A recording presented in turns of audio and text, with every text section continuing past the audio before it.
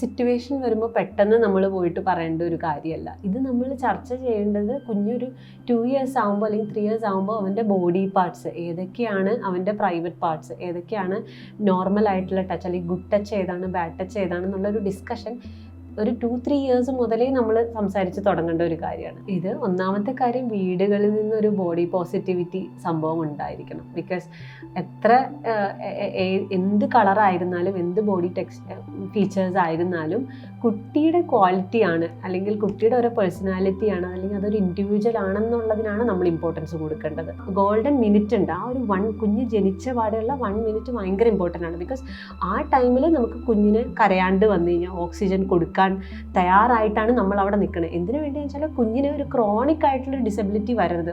അത് കഴിഞ്ഞ് കഴിഞ്ഞാൽ കുഞ്ഞ് കരയാണ്ട് വന്ന് ഓക്സിജൻ കിട്ടാണ്ടായി കഴിഞ്ഞാൽ ജീവിതകാലം മൊത്തം കുഞ്ഞ് കിടപ്പിലായി പോകുന്ന ഒരു അവസ്ഥയിലേക്ക് എത്തും.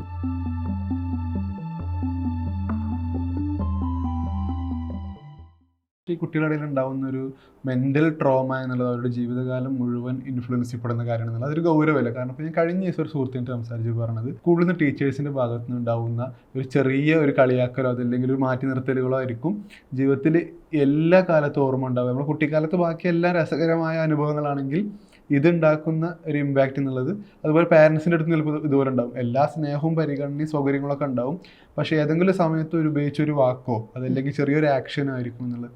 അപ്പോൾ നമ്മുടെ ഒരു പ്രവൃത്തിയിലും സംസാരത്തിലും പെരുമാറ്റത്തിലൊക്കെ ആ ശ്രദ്ധ കൊണ്ടുവരേണ്ടതില്ല എന്നുള്ളത് തീർച്ചയായിട്ടും ഉണ്ട്. കാരണം എന്താണെന്ന് വെച്ചാൽ ഈ ചെറിയ വേർഡ്സോ അല്ലെങ്കിൽ ഒരു ആക്ഷനോ ഒരു പ്രവർത്തനങ്ങളൊക്കെ ആയിരിക്കാം ഒരു ട്രോമ കുട്ടികളിലേക്ക് കൊണ്ടുവരുന്നത്. അത് ഒരാളുടെ ആ സ്പോണ്ടേനിയസ് ആയിട്ട് അയാളുടെ ഒരു ഇമോഷണൽ പീക്കിലെത്തി നിന്നപ്പോൾ അറിയാതെ സ്ലിപ്പ് ഓഫ് ടങ് എന്നുള്ള രീതിക്ക് പറഞ്ഞു പോയ ഒരു സിറ്റുവേഷൻ ആയിരിക്കാം. അപ്പോൾ അത് കുട്ടികളുടെ മനസ്സിലൊരു വലിയ ആഘാതം ഉണ്ടാക്കും. അപ്പോൾ കുട്ടികളുടെ മനസ്സിലേക്ക് നമ്മൾ കൊണ്ടെത്തിക്കുന്ന ഓരോ തോട്ട്സ് അല്ലെങ്കിൽ തോട്ട് പ്രൊവോക്കിംഗ് ആയിട്ടുള്ളൊരു കാര്യം എത്തുമ്പോൾ അത് ട്രോമാറ്റിക് ആവരുതെന്ന് നമ്മൾ ശ്രദ്ധിക്കണം. ഈവൻ ടീച്ചേഴ്സ് ആയിക്കൊള്ളട്ടെ കുറേയേറെ അവർ ശ്രദ്ധിക്കുന്നുണ്ടെന്ന് തന്നെയാണ്. ബിക്കോസ് കുറേയേറെ കുട്ടികൾക്ക് ഒരു ഇൻസൈറ്റ് കൊണ്ടുവരാനും അവരുടെ ഒരു ടൈപ്പ് ഓഫ് ഇൻ്റലിജൻസ് കൊണ്ടുവരാനും പുറത്തേക്ക് കൊണ്ടുവരാനും സഹായമായിട്ടുള്ളത് ഈ ടീച്ചേഴ്സ് തന്നെയാണ്. സോ അങ്ങനത്തെ എന്താ പറയുക സിറ്റുവേഷൻസ് കുട്ടികളുടെ ലൈഫിൽ ഉണ്ടാവുക എന്നുള്ളത് ഒരു ദുഃഖകരമായിട്ടുള്ളൊരു കാര്യമാണ്. ബിക്കോസ് ഒരു സിറ്റുവേഷൻ മാത്രമല്ല ഒരു ലൈഫിനെ മൊത്തമായിട്ടും ജഡ്ജ് ചെയ്യുന്നത് എന്നുള്ളൊരു തോട്ട്സ് നമ്മുടെ പേരൻസ് ആയിക്കോട്ടെ വീട്ടിൽ നിന്നുള്ളൊരു സേഫ് തോട്ട്സ് കുട്ടികളിലേക്ക് എത്തണം. ഈ കുട്ടികളുടെ ബന്ധപ്പെട്ട കാര്യം സംസാരിക്കുമ്പോൾ കുട്ടികൾക്ക് ലൈംഗികാതിക്രമം നേരിടുന്നത് പലപ്പോഴും അവരുടെ ചുറ്റുപാടിൽ നിന്ന് തന്നെയാണ് എന്നുള്ളത്. ഇപ്പോൾ സമീപകാലത്ത് ഇപ്പോൾ ഹൈക്കോടതി ജഡ്ജി പോലും പറഞ്ഞിട്ടുണ്ടായിരുന്നു, വീട്ടിൽ ഇവർ ഒരു സുരക്ഷിതമായ സ്പേസിലല്ലെങ്കിൽ പിന്നെ നമുക്ക് എന്ത് ചെയ്യാൻ കഴിയുമെന്ന് പറഞ്ഞിട്ട് 100 വർഷത്തിലേറെയൊക്കെ ശിക്ഷ കൊടുക്കുന്ന ഒരു വിധിയിൽ ഹൈക്കോടതി ജഡ്ജി പറയുന്നുണ്ട്. നമ്മൾ ആദ്യം അവരെ ഏറ്റവും സെക്യൂർഡ് ആക്കേണ്ടത് നമ്മുടെ ചുറ്റുപാടിലാണ് എന്നുള്ളത്. അപ്പോൾ കുട്ടികളെ ശരിക്കും ഇതെങ്ങനെ പറഞ്ഞ് മനസ്സിലാക്കാം എന്നുള്ള കാര്യമുണ്ടല്ലോ. ഇത് ഒരു സിറ്റുവേഷൻ വരുമ്പോൾ പെട്ടെന്ന് നമ്മൾ പോയിട്ട് പറയേണ്ട ഒരു കാര്യമല്ല. ഇത് നമ്മൾ ചർച്ച ചെയ്യേണ്ടത് കുഞ്ഞൊരു 2 years ആകുമ്പോൾ അല്ലെങ്കിൽ 3 years ആകുമ്പോൾ അവൻ്റെ ബോഡി പാർട്സ് ഏതൊക്കെയാണ്, അവൻ്റെ പ്രൈവറ്റ് പാർട്സ് ഏതൊക്കെയാണ്, നോർമൽ ആയിട്ടുള്ള ടച്ച് അല്ലെങ്കിൽ ഗുഡ് ടച്ച് ഏതാണ്, ബാഡ് ടച്ച് ഏതാണെന്നുള്ളൊരു ഡിസ്കഷൻ ഒരു 2-3 years മുതലേ നമ്മൾ സംസാരിച്ച് തുടങ്ങേണ്ട ഒരു കാര്യമാണ്. അതുപോലെ ആർക്കൊക്കെ തൊടാം, എപ്പോഴൊക്കെയാണ് ഇത് തൊടാൻ പറ്റുന്നത് അല്ലെങ്കിൽ എപ്പോഴൊക്കെയാണ് ഇത് പുറത്ത് എടുക്കാൻ പറ്റുന്നത്, പ്രൈവറ്റ് പാർട്സ് എടുക്കാൻ പറ്റുന്നത്, എത്ര സേഫ് പ്ലേസിലാണ് തുറക്കാൻ പറ്റുന്നത് എന്നുള്ളൊരു തോട്ട്സ് കാര്യങ്ങളെല്ലാം ഡിസ്കഷൻ നമ്മുടെ വീടുകളിൽ നടക്കണം. ഇത് ടീച്ചർ പോയിട്ട് അല്ലെങ്കിൽ ഒരു സെക്സ് എഡ്യൂക്കേഷൻ ക്ലാസ് സ്കൂളിൽ വെച്ച് നടത്തേണ്ട ഒരു കാര്യമല്ല. നമ്മുടെ വീടുകളിൽ നിന്നാണ് ഇതിനെപ്പറ്റിയുള്ള തോട്ട്സ് കാര്യങ്ങളെല്ലാം പറയേണ്ടത്. ബിക്കോസ് കുട്ടികൾ എന്തായാലും ഇതറിയും. നമ്മൾ വാവത്തി പിടിച്ചതോ ചെവി വത്തി പിടിച്ചിട്ടോ കാര്യമില്ല. നമ്മൾ ഈ ഇൻഫർമേഷൻ എന്തായാലും കുട്ടികൾക്ക് കൊടുക്കണം. ബിക്കോസ് ഈ കാര്യങ്ങൾ നമ്മൾ പറഞ്ഞിട്ടല്ലെങ്കിൽ മൂന്നാമതൊരു വ്യക്തി അല്ലെങ്കിൽ വേറൊരാൾ കുട്ടികളിലേക്ക് പറഞ്ഞു കൊടുത്തിരിക്കും. ആ ഒരു ഇൻഫർമേഷൻ ശരിയായിക്കൊള്ളുന്ന ഒരു നിർബന്ധമില്ല. സോ വീട്ടിൽ വെച്ചിട്ടാണെങ്കിലും ഇങ്ങനത്തെ ഒരു ബാഡ് ടച്ച് വന്നു കഴിഞ്ഞാൽ ആരെ സമീപിക്കണം അല്ലെങ്കിൽ ആരോടാണ് ഇതെല്ലാം തുറന്ന് പറയേണ്ടത്, ഷെയർ ചെയ്യേണ്ടത് എന്നുള്ളൊരു സേഫ് പ്ലേസ് നമ്മുടെ കുട്ടികളുടെ ഉള്ളിൽ ഉണ്ടായിരിക്കണം. ഓരോ കുഞ്ഞുങ്ങളുടെ മനസ്സിലും ഉണ്ടായിരിക്കണം. അപ്പോൾ ഇങ്ങനത്തെ ഒരു സിറ്റുവേഷൻ വന്നു കഴിഞ്ഞാൽ ആരെ സമീപിക്കണം, ഇങ്ങനത്തെ ഒരാളോട് പറഞ്ഞു കഴിഞ്ഞാൽ ഞാൻ സേഫാണ്, ഇങ്ങനത്തെ ഒരു പ്രശ്നം ഇനി ഉണ്ടാവില്ല എന്നുള്ളൊരു സേഫ് സോൺ കുട്ടികളുടെ മനസ്സിലുണ്ടാവും. ഈ കമ്പാരിസൺ എപ്പോഴും ഭയങ്കര പ്രശ്നമുള്ള കാര്യമാണല്ലോ. കാരണം ഇപ്പോഴും ആളുകളുടെ ഇടയിൽ മാനസികമായൊക്കെ എത്ര പ്രായമുള്ള ആളാണെങ്കിലും പ്രയാസം ഉണ്ടാക്കുന്ന കാര്യമാണ്.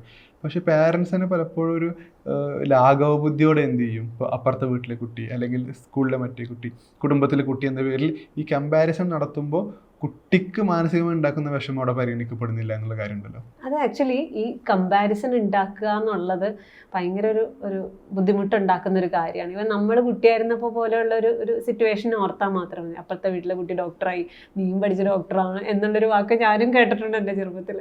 അപ്പം ഇതിൽ ബേസിക്കലി നമ്മൾ കമ്പയർ ചെയ്യുമ്പോൾ ഒരു കുട്ടിയും ഈവൻ ട്വിൻസ് പോലും ഒരുപോലെയല്ല. അവരുടെ എല്ലാവരുടെ ടൈപ്പ് ഓഫ് ഇൻ്റലിജൻസ് വേറെയാണ്, അവരുടെ ഉള്ള സ്ട്രോങ്ങർ ആയിട്ടുള്ള അവരുടെ എബിലിറ്റീസ് വ്യത്യാസമുണ്ട് എന്നുള്ളൊരു തോട്ട് നമുക്ക് വേണം. കുട്ടീനെ അങ്ങനെ ഒരു മീനിനെയും ഒരു ആനേനെയും ഒരുമിച്ച് വെച്ച് കമ്പയർ ചെയ്യാൻ പറ്റുന്നില്ല. ആനയ്ക്ക് ഇത്ര അധികം നന്നായിട്ട് സ്വിം ചെയ്യാൻ പറ്റുന്നില്ല, പക്ഷേ മീനിന് അതുപോലെ ആന ചെയ്യുന്ന പോലെ നമുക്ക് ചെയ്യാൻ പറ്റുന്നില്ല. രണ്ടുപേർക്കും വ്യത്യസ്തമായിട്ടുള്ള കഴിവുകളുണ്ട്. ഒരു കാരണവശാലും ഒരു കുട്ടി ഒരേപോലെയല്ല. സോ കമ്പാരിസൺ ചെയ്ത് നമ്മളെ കുട്ടീൻ്റെ ഇൻ്റലിജൻസ് കാണാതെ പോകുന്നതിന് പകരമായിട്ട് കുട്ടിക്ക് എന്ത് കഴിവുണ്ടെന്നുള്ളൊരു കാര്യം അതിനെ നമ്മൾ പ്രൊമോട്ട് ചെയ്യുകയാണ് നമ്മൾ ചെയ്യേണ്ടത്. സോ അതൊരു ഹെൽത്തിയർ ആയിട്ടുള്ള ഓപ്ഷൻ ആയിരിക്കും.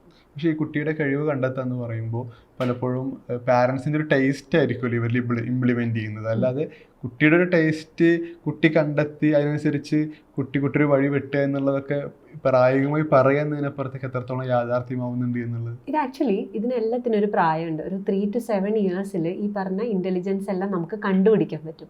ഇതിനെല്ലാത്തിനും ഒരു ഫൗണ്ടേഷണൽ ബേസിസ് നമ്മൾ കൊടുത്തു നോക്കുക, എറിഞ്ഞിട്ട് നോക്കുക. അപ്പോൾ നമുക്ക് മനസ്സിലാവും കുട്ടി എന്തിലാണ് കുറച്ചുകൂടെ ഇൻട്രസ്റ്റ് കാണിക്കുന്നത്, അതുപോലെ തന്നെ കുറച്ചുകൂടെ ബെറ്റർ ആയിട്ടുള്ള പെർഫോമൻസ് ചെയ്യുന്ന എവിടെയാണെന്ന് കണ്ടുപിടിക്കാൻ പറ്റും, അറിയാൻ പറ്റും നമുക്ക്. അപ്പോൾ അതിനനുസരിച്ചുള്ള ഒരു പ്രൊഫഷണൽ ട്രെയിനിങ് കുറച്ചധികം എന്താ പറയുക, അവർക്ക് അധികം പ്രൊമോഷൻ കൊടുക്കുകയാണെന്നുണ്ടെങ്കിൽ അതിൽ അവർ എക്സെൽ ചെയ്യും. സോ അങ്ങനെയാണ് നമ്മൾ ചെയ്യേണ്ടത്. എല്ലാ ഓരോ കുഞ്ഞുങ്ങൾക്കും ഒരു ടൈപ്പ് ഓഫ് ഇൻ്റലിജൻസ് അല്ലെങ്കിൽ പല മിക്സ്ചർ ഓഫ് ഇൻ്റലിജൻസ് ഉണ്ടാവും. അപ്പോൾ അതിനെയൊക്കെയാണ് നമ്മൾ പ്രൊമോട്ട് ചെയ്യേണ്ടത്.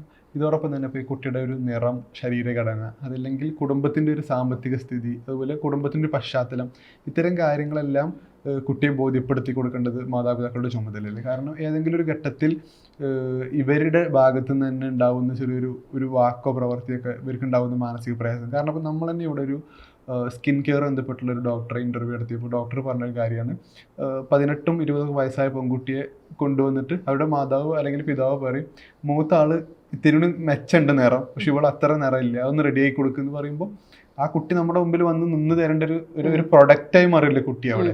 അപ്പോൾ ഇതെങ്ങനെ ശ്രദ്ധിക്കണം എന്നുള്ള കാര്യം. ഇത് ഒന്നാമത്തെ കാര്യം, വീടുകളിൽ നിന്നൊരു ബോഡി പോസിറ്റിവിറ്റി സംഭവം ഉണ്ടായിരിക്കണം. ബിക്കോസ് എത്ര എന്ത് കളറായിരുന്നാലും എന്ത് ബോഡി ഫീച്ചേഴ്സ് ആയിരുന്നാലും കുട്ടിയുടെ ക്വാളിറ്റിയാണ് അല്ലെങ്കിൽ കുട്ടിയുടെ ഒരു പേഴ്സണാലിറ്റിയാണ് അല്ലെങ്കിൽ അതൊരു ഇൻഡിവിജ്വൽ ആണെന്നുള്ളതിനാണ് നമ്മൾ ഇമ്പോർട്ടൻസ് കൊടുക്കേണ്ടത്. നമ്മുടെ അറിയാണ്ടാണെങ്കിൽ പോലും മറ്റുള്ളവരോട് സംസാരിക്കുമ്പോൾ കുട്ടിയുടെ നിറത്തിനെ വെച്ചിട്ടോ ബോഡീനെ അനുസരിച്ചിട്ടോ ഒരു കമൻറ്റുകളും ഉണ്ടാവാൻ പാടില്ല എന്നുള്ളൊരു കാര്യമുണ്ട്. അതുപോലെ തന്നെ എന്ന് വെച്ചാൽ നമ്മുടെ നോർമൽ വേ ഓഫ് ടോക്കിങ്ങിൽ ഇങ്ങനത്തെ മറ്റൊരാളെ പറ്റിയിട്ടാണെങ്കിൽ ഇങ്ങനത്തെ കമൻസ്, തടിച്ച ആളാണ് അല്ലെങ്കിൽ മെലിഞ്ഞിട്ടുള്ള ഒരാൾ, കറുത്തിട്ടുള്ള ഒരാൾ, മുഖത്ത് നിറച്ച് കുരുള്ള ഒരാൾ, അങ്ങനത്തെ ബോഡീനെ വെച്ചിട്ടുള്ള ഒരു തരം കമൻറ്റുകൾ നമ്മുടെ വീഡിയോയിൽ ഉണ്ടാവാൻ പാടില്ല. പിന്നെ അതുപോലെ തമാശയ്ക്കാണെങ്കിലും മറ്റൊരു കുട്ടീനെ ഇങ്ങനെ വേദനിപ്പിക്കുന്നതായിട്ട് നമ്മുടെ ശ്രദ്ധയിൽപ്പെട്ട അതിന് കറക്റ്റായിട്ടുള്ള ഒരു കറക്റ്റീവ് മെത്തേഡ്സുകളാണ് നമ്മുടെ വീഡിയോയിൽ നിന്ന് കൊണ്ടുവരേണ്ടത്.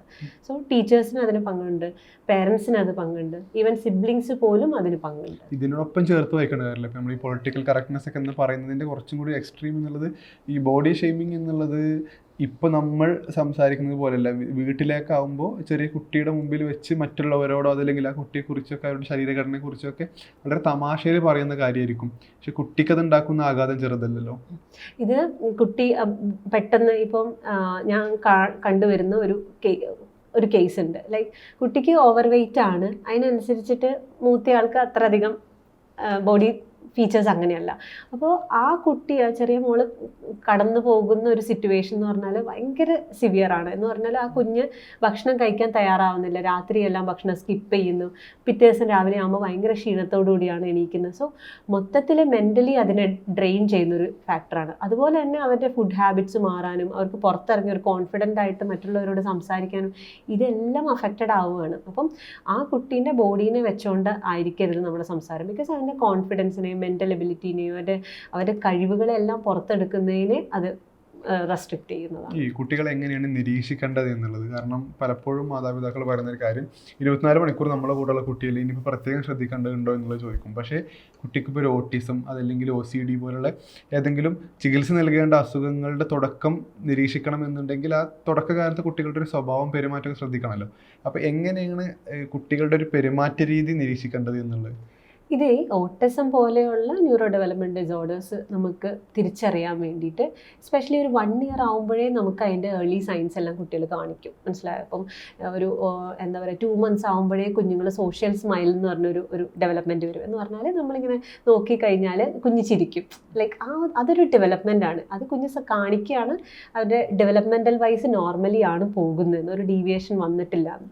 അതുപോലെ 9 months ഒക്കെ ആകുമ്പോഴത്തേക്കും കുഞ്ഞിനോട് നമ്മൾ ബൈ പറയുമ്പോൾ കുഞ്ഞ് തിരിച്ച് ബൈ പറയും. അപ്പം അതും ഒരു സൈനാണ്, ദാറ്റ് ഈസ് കുഞ്ഞ് നോർമലായിട്ട് ഡെവലപ്മെൻറ്റിലൂടെ പോകുന്നുണ്ടെന്ന്. ഇപ്പോൾ 1 വയസ്സാകുമ്പോൾ കുഞ്ഞ് 1.25 വയസ്സൊക്കെ ആകുമ്പോഴത്തേക്കും കുഞ്ഞ് നമ്മൾ ചെയ്യുന്ന ആക്ടിവിറ്റീസ് എല്ലാം അവർ തിരിച്ച് ചെയ്യാൻ നോക്കും. ഇപ്പോൾ നമ്മൾ അടിച്ചു വരികയാണെങ്കിൽ കുഞ്ഞ് ഒരു ചൂലൊക്കെ എടുത്തുകൊണ്ടൊന്ന് അടിച്ചു വരും. സോ ഇതെന്ന് പറഞ്ഞ ഒരു കമ്മ്യൂണിക്കേഷൻ്റെ ഒരു ഇതാണ് കുഞ്ഞ് കാണിക്കുന്നത്. അപ്പം ഇങ്ങനത്തെ കമ്മ്യൂണിക്കേഷൻ്റെ വെർബലി കമ്മ്യൂണിക്കേറ്റ് ചെയ്യാൻ നോൺ വെർബൽ കമ്മ്യൂണിക്കേഷൻ ഉണ്ട്. ഇതൊന്നും കുഞ്ഞ് കാണിക്കുന്നില്ല എന്നുണ്ടെങ്കിൽ ഇതെല്ലാം സയൻസ് ആണ്. സോ അതെല്ലാം നമ്മൾ നോട്ട് ചെയ്യേണ്ട ഒരു കാര്യമാണ്. മിക്കവാറും ചില വീടുകളിൽ നിന്ന് എനിക്ക് വരുന്ന പേഷ്യൻസ് കൊണ്ടുവരുന്നത് ഗ്രാൻഡ് പേരൻസ് ആണ് ആദ്യം ഇത് കണ്ടുപിടിക്കുക. ബിക്കോസ് അവർ കുറേയേറെ മക്കളെ നോക്കിയിട്ടുണ്ടാവും. അപ്പോൾ മറ്റേ ആൾ ചെയ്ത പോലെ ഇവൻ ചെയ്തിട്ടില്ല എന്ന് പറയുമ്പോൾ ഒരു ഡെവലപ്മെൻറ്റൽ അബ്നോർമാലിറ്റി അവരായിരിക്കും മിക്കവാറും ഡയഗ്നോസ് ചെയ്യുക. അപ്പം ഈ OCD ഒക്കെ ആണെങ്കിൽ ക്ലിയർ കട്ടായിട്ട് നമുക്കറിയാൻ പറ്റും. അവർക്ക് ടോയ്സ് എല്ലാം ഇങ്ങനെ കറക്റ്റായിട്ട് നിരത്തി വെക്കണം, വീട് അടച്ചിട്ടുണ്ടോ എന്ന് നോക്കണം, ബാത്റൂമിൽ കയറി കഴിഞ്ഞാൽ വീണ്ടും, എനിക്കും അങ്ങനെ കുറേ പേഷ്യൻസ് വരാറുണ്ട്. ലൈക്ക് എന്താ പറയുക, ബാത്റൂമിൽ പോയി കഴിഞ്ഞാൽ വീണ്ടും കഴിക്കും, കൈ നനഞ്ഞു കഴിഞ്ഞാൽ വീണ്ടും തുടയ്ക്കും, ഒട്ടും ചെളിയാവാൻ പാടില്ല. ലൈക്ക് അങ്ങനത്തെയുള്ള സയൻസ് എന്നൊക്കെ പറഞ്ഞാൽ പേരൻസ് തന്നെ പെട്ടെന്ന് തന്നെ അത് അവർ പെട്ടെന്ന് തന്നെ അത് കണ്ടുപിടിക്കും. എന്നിട്ടായിരിക്കും നമ്മുടെ അടുത്ത്. പക്ഷേ ഇതോടൊപ്പം തന്നെ ഇപ്പോൾ ഒരു കുട്ടിക്ക് ഒരു പഠനത്തിൽ പിന്നാക്കം, അതല്ലെങ്കിൽ ഒരു കാര്യം പറയുന്നത് മനസ്സിലാക്കാനുള്ള ശേഷിക്കുറവ്, ഇങ്ങനെയൊക്കെ ഉണ്ട് എന്നുണ്ടെങ്കിൽ കുട്ടിയെ അത് ഏത് ഘട്ടത്തിൽ ചികിത്സക്ക് വിധേയമാക്കണം എന്ന സാധനം ഉണ്ടല്ലോ. അഥവാ കണ്ട ഉടനെ തന്നെ ഇനി നമ്മളെ പരീക്ഷണങ്ങൾ നിർത്തിവെക്കാൻ ഡോക്ടറെ കാണിക്കാൻ നല്ലത് എന്നുള്ളൊരു കാര്യമാണല്ലോ. അത് ഒരു സ്റ്റെപ്പ് ഫോർവേഡാണ്. ബിക്കോസ് പണ്ട് എങ്ങനെയായിരുന്നു എന്ന് വെച്ചാൽ അവൻ പഠിക്കാൻ പിന്നോട്ടാണെന്ന് നമ്മൾ മുദ്ര കുത്തുമ്പോൾ അതിലൊരു ഡയഗ്നോസിസ് വരുന്നില്ല. പക്ഷെ ഇപ്പോൾ അങ്ങനെയല്ല. ആ ലേണിംഗ് ഡിസബിലിറ്റി വരുമ്പോൾ അത് കുഞ്ഞിനെ വായിക്കാനാണോ ബുദ്ധിമുട്ട്, എഴുതാനാണോ ബുദ്ധിമുട്ട്, മാത്സിലെ കാൽക്കുലേഷൻസ് ചെയ്യാനാണോ, അത് ഇൻട്രാക്ട് ചെയ്യാനാണോ ബുദ്ധിമുട്ട്, എന്താണെന്നുള്ളൊരു സ്പെസിഫിക് ആയിട്ടുള്ള ഡയഗ്നോസിസ് നമുക്ക് ചെയ്യാൻ പറ്റും. അതിനനുസരിച്ചുള്ള ട്രീറ്റ്മെൻറ്റും ചെയ്യാൻ പറ്റും. സോ ഇറ്റ്സ് ബേസിക്കലി നന്നായിട്ട് ഡയഗ്നോസ് ചെയ്യാൻ പറ്റും, അല്ലെങ്കിൽ പെട്ടെന്ന് ക്യാച്ച് ചെയ്യാൻ പറ്റുന്ന ടീച്ചേഴ്സിനായിരിക്കും. ബിക്കോസ് ഒരു കാര്യം വായിക്കാൻ കൊടുത്തു കഴിഞ്ഞാൽ വായിക്കാൻ പറ്റുന്നില്ല, ലെറ്റേഴ്സ് എല്ലാം അങ്ങോട്ട് മാറി കുട്ടി മനസ്സിലാക്കുന്നു, അങ്ങനെയൊക്കെ പെട്ടെന്ന് നമുക്ക് ടീച്ചേഴ്സ് തന്നെ അത് പെട്ടെന്ന് തന്നെ ക്യാച്ച് ചെയ്യുന്നുണ്ട്. സോ ഇതിനെ നമ്മൾ കുട്ടി പഠിക്കുന്നില്ല എന്ന് പറഞ്ഞ് പുറകോട്ട് തള്ളുന്നതിനേക്കാളും എത്രയോ നല്ലതാണ് ഏതാണ് ഡയഗ്നോസിസ് എന്ന് കറക്റ്റായിട്ട് കണ്ടുപിടിച്ച് അതിനുള്ള ട്രീറ്റ്മെൻറ്റ് കൊടുക്കാമെന്ന്. പക്ഷേ പലപ്പോഴും ഈ കുടുംബങ്ങളൊക്കെ കാണുന്ന ഒരു കാര്യമാണ് കുട്ടിയുടെ അടുത്ത് നിന്ന് ഉണ്ടാവുന്ന അല്ലെങ്കിൽ ചെറിയ പ്രശ്നങ്ങൾ, അതല്ലെങ്കിൽ ഇപ്പോൾ പഠനത്തിൽ പിന്നാക്കം നിൽക്കൽ, അല്ലെങ്കിൽ സംസാരത്തിലുള്ള പ്രയാസം, അതല്ലെങ്കിൽ ആക്ടിവിറ്റി കുറച്ച് പതുക്കെ, ഇങ്ങനെയുള്ള പ്രയാസങ്ങൾ വരുമ്പോൾ കുട്ടിയല്ലേ റെഡി ആയിക്കോളും എന്നുള്ള, അല്ലെങ്കിൽ അവർക്ക് പ്രായമാവുന്നുള്ളൂ സമയമാവുന്നുള്ളൂ നിലക്ക് നമ്മളൊരു നോർമലൈസ് ചെയ്ത് വിടുമല്ലോ ലാഘവത്തോടെ. പക്ഷേ അവർക്കൊരു യഥാർത്ഥ സമയത്ത് ചികിത്സ കിട്ടേണ്ട ഒരു കുട്ടിയുടെ ഒരു അവകാശം, അതല്ലെങ്കിൽ ഒരു അനിവാര്യത നഷ്ടപ്പെടുന്ന ഒരു സാഹചര്യം വരുന്നുണ്ടല്ലോ.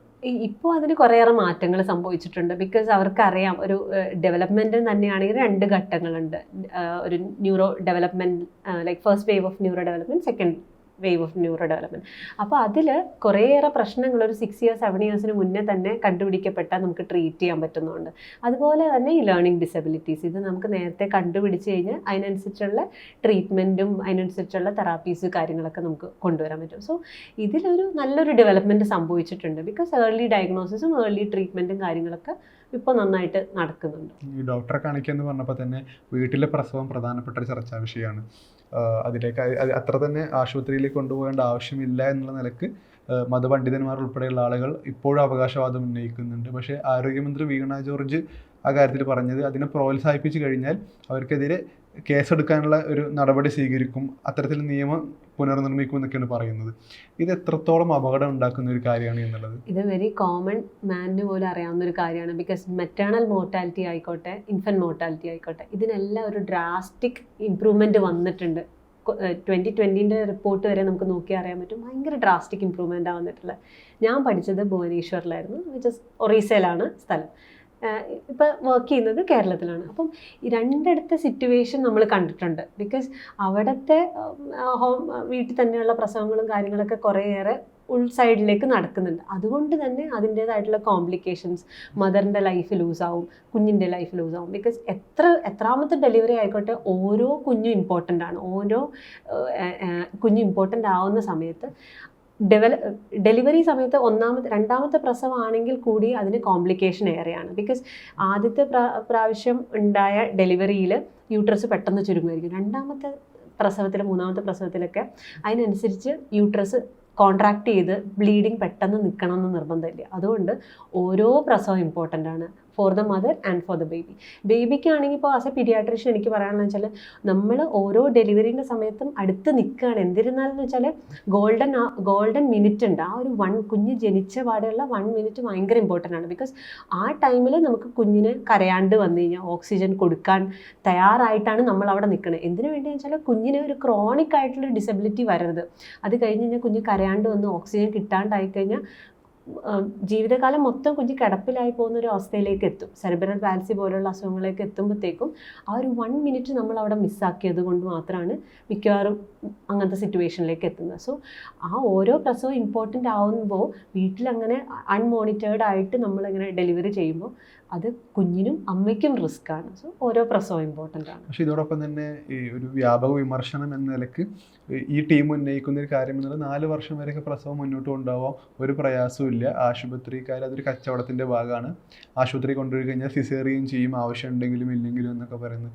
പക്ഷേ ഇത്തരം പ്രചാരണങ്ങൾക്ക് അപ്പുറത്തേക്ക് ആരോഗ്യത്തെ പരിഗണിക്കുക എന്നുള്ള കാര്യം കൂടി ഉണ്ടല്ലോ. ഓഫ് കോഴ്സ് ഉണ്ട്. കാരണം നോർമൽ ലേബർ അല്ലെങ്കിൽ നോർമൽ ടേം എന്ന് പറയുന്നത് നമ്മൾ പറയുന്നത് 270 days ആണ്, 9 months കംപ്ലീറ്റഡ് എന്ന് പറയുന്നത്.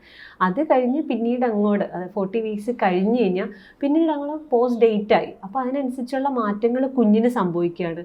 കുഞ്ഞ് മഷി ഇറക്കുക എന്നൊക്കെ പറഞ്ഞാൽ അത് ലങ്സിലേക്ക് പോയി കഴിഞ്ഞാൽ അതിൻ്റെ കോംപ്ലിക്കേഷൻസും കാര്യങ്ങളൊക്കെ ഉണ്ടാവും. സോ 40 weeks കഴിഞ്ഞ് കഴിഞ്ഞാൽ പിന്നീട് അങ്ങോട്ട് as per the studies, as per the ഇതുവരെയുള്ള റീസെൻറ്റ് അഡ്വാൻസ് ഇൻ ഒബ്സ്ട്രക്റ്റീവ് ഗൈനക്കോളജിയിലെല്ലാം വരുന്നതെന്ന് പറഞ്ഞാൽ 40 weeks കഴിഞ്ഞ് കഴിഞ്ഞാൽ അതിൻ്റേതായിട്ടുള്ള മാറ്റങ്ങൾ കുട്ടിക്ക് ഉണ്ടാവും.